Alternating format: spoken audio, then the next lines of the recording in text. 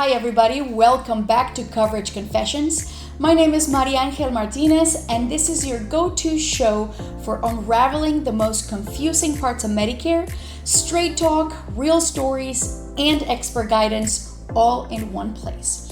We break it all down with stories that could actually happen to you and lessons that truly nobody else takes the time to fully explain. Here, you will get clear answers, avoid costly mistakes, and make smarter decisions about your healthcare coverage. Let's dive in.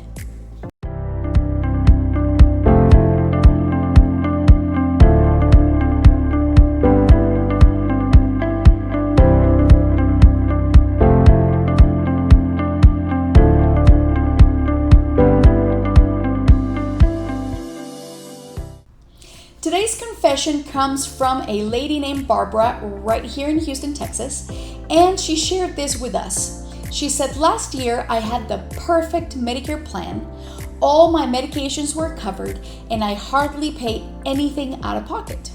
But this year, it's like a completely different story. I went to refill my prescriptions, and the price was shockingly high. I didn't realize that just because my medications were covered last year, that doesn't mean that they're covered the same way this year. Now I'm stuck paying much more than I can afford. And you know what, Barbara?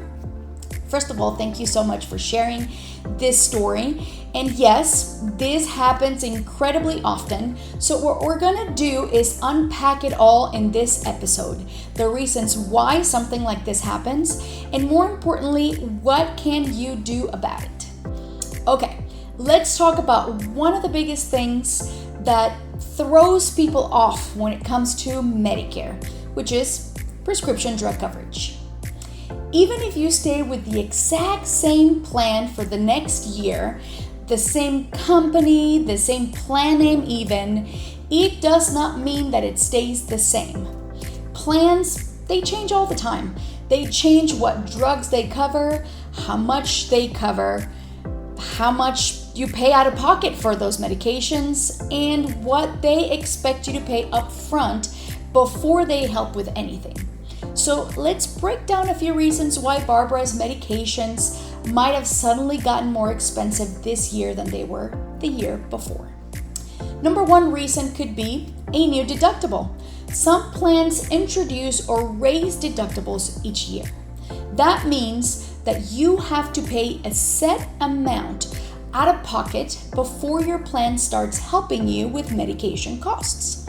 So if your deductible used to be $0, but now it's $500, that's $500 coming out of your pocket before you see any help or coverage from your plan. Another reason could be medication tier changes. This one's a big deal and not many people understand it. So every drug plan has something called a formulary, which is basically a list of medications that they cover, and this list is divided into different tiers or levels. Lower tier drugs like tier 1 are usually cheaper generics compared to higher tier drugs like tier 3, 4, and 5, which are more expensive brand name and specialty drugs. Sometimes a medication you took last year may have been categorized as tier 1 and now it's considered tier 3. So this could make the price go way up. And the worst part? They don't always tell you very clearly that it changed and you won't find out till you're at the pharmacy counter. Another reason could be a change from copay to coinsurance. So some drugs used to have a flat copay like $10 per month, for example, but now you may have a coinsurance instead, which means that you pay a percentage of the drug's full price instead of a fixed amount.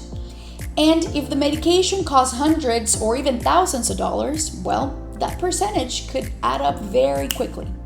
This is why it's so very important to recheck your prescriptions every single year at least one time during the annual enrollment period every fall. So sit down with someone, go through your meds one by one, and make sure your plan for the new year is still going to cover them affordably. But prescription coverage isn't the only area where people run into trouble. So let's talk about some of the other mistakes I see people making all the time when it comes to their Medicare Advantage plans. What's one of the biggest ones? Not checking if your doctors and specialists are still in your plan's network.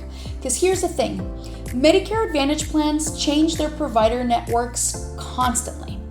This means that your favorite doctor or specialist might not longer take the plan that you're on. So you might go to make an appointment in January and suddenly you find out that your doctor is out of network. And usually that means that you'll either have to pay a lot more or pay out of pocket or just find a completely different doctor altogether. So how do you avoid this mistake? Every single year during the annual enrollment period, again, check the network of your plan. Look up your primary care doctor and your specialist, even your lab and pharmacy.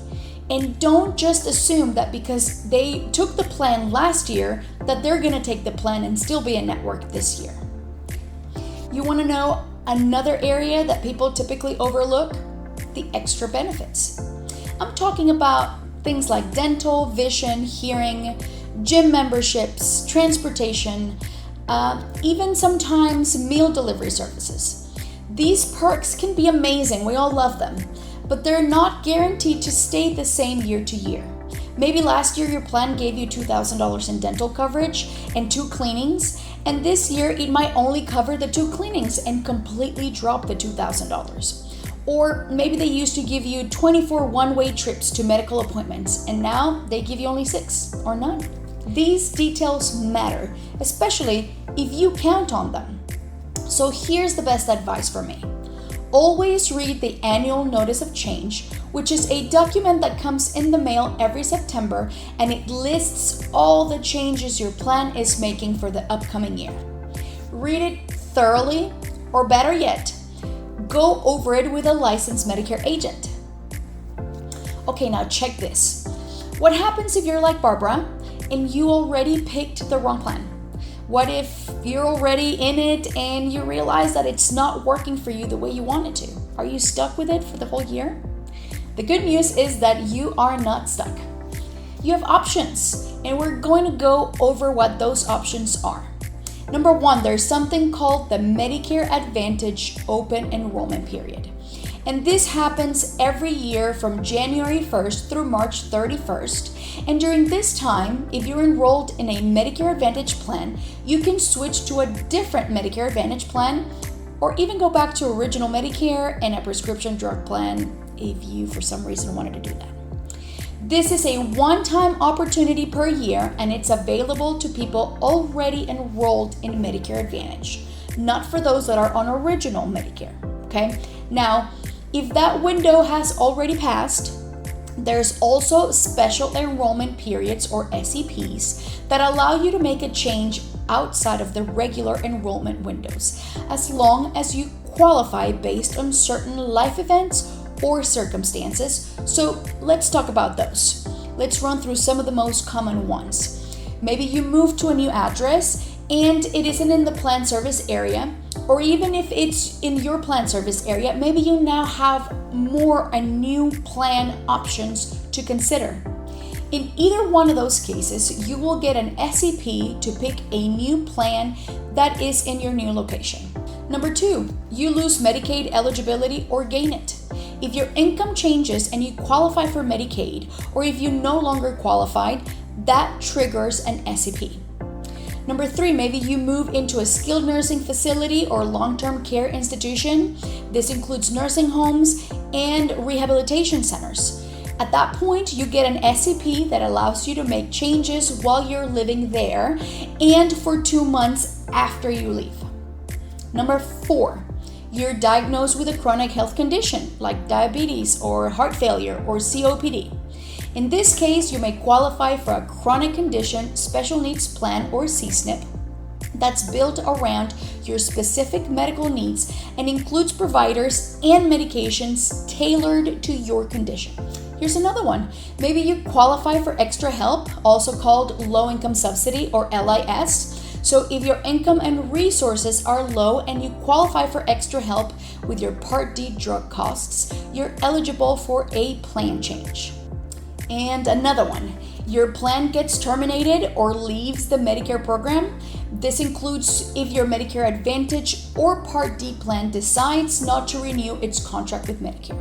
If that happens, you'll receive a letter and you will get an SEP to also choose another plan. One more.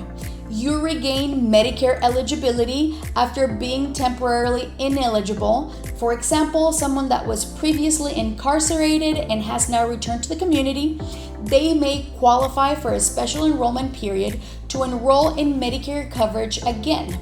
This SEP ensures that returning citizens can reestablish their access to needed health care without a penalty.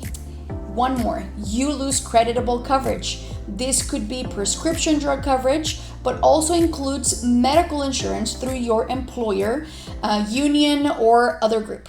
If you lose this type of coverage, which Medicare considers as good as or better than their own, you will be granted an SEP to sign up for Medicare without a penalty as long as you act within the window provided, which is 63 days.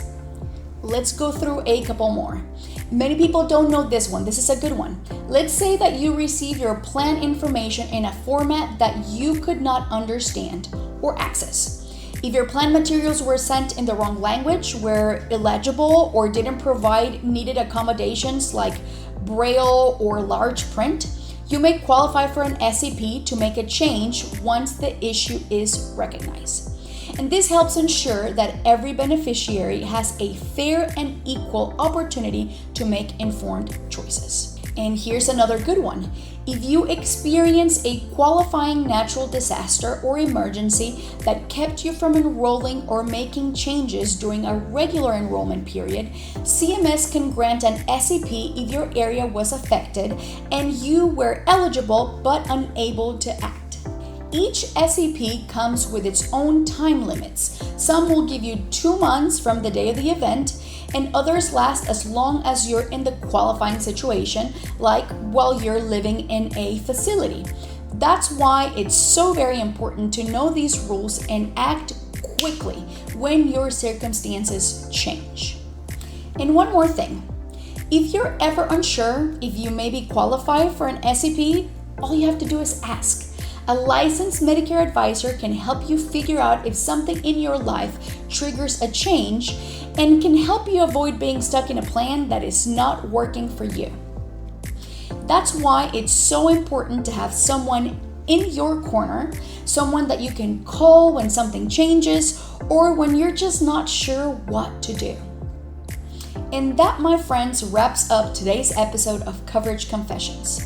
Barbara's story is something that we see all the time, and hopefully now you feel more empowered to avoid the same experience. Your experience with Medicare truly matters, and your story could actually help somebody else. So if you have a confession to share, or maybe just a question that you've been holding on to, just drop it in the comments or message me directly. I'd love to hear it. If you want to reach us directly, you can find us on Facebook or Instagram at Northstar Insurance, or even send us an email. Here's our email for you, or give us a call at 832-220-1333. Lastly, you know how much we love likes, shares, subscriptions here on YouTube, so do all those things. If you thought that this video was helpful and you like it, share it with somebody that maybe would benefit from listening to it as well. As for me, I will see you in the next episode of Coverage Confessions, and I'll be hoping that the next chapter in your Medicare journey is one that makes you feel confident, informed, and proud of the decisions that you have made.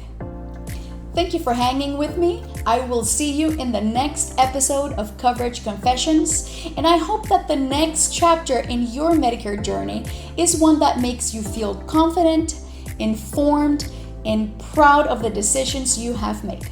See you next time.